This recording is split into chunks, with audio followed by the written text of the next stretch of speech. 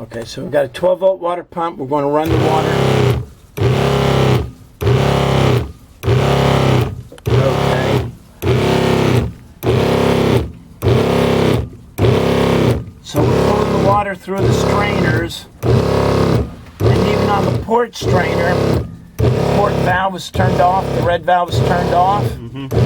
But this is open all the way across here and stops at the port valve. So that's why this is showing some action. And that the green valve is open for the starboard tank.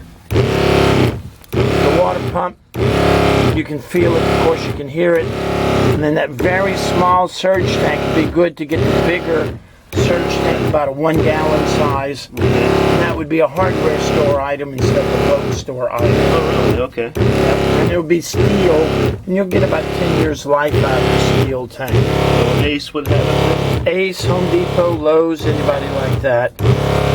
Okay, we can shut it off.